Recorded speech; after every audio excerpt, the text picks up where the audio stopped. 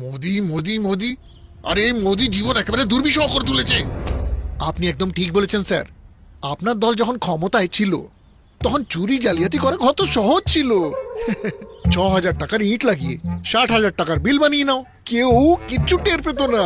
ওরে বাবা, আমি তো এখন বিল সই করার আগে 10 বার চেক করে দেখেনি যে কাজটা পূরণ হয়েছে কি না। কমিশনের লাভে কে আর নিজের চাকরি খাওয়াতে চায় বলুন? আমাদের সরকারের সেই দিনগুলো মনে পড়ে আপনাদের? সেই মৌজ ফুর্তির দিনগুলো। এক তুড়িতেই যে কোনো টেন্ডার পেয়ে যেতাম, আর চাহিদা অনুযায়ী কমিশন পাওয়া যেত। শুধু খাতায় কলমে ব্রিজ তৈরি হতো। ঘুষ দিলেই ফাইলে সই হয়ে যেত। জনগণের টাকায় মৌরসিপাট্টা কাকে বলে আমরাই জানতাম। আর এখন এই সরকার জনগণের টাকা পাহারা দিচ্ছে যেন জনগণের প্রহরী। একটা কথা বলি স্যার, জনগণের ভালো দিন আনতে গিয়ে ওরা আমাদের খারাপ দিন নিয়ে এসেছে।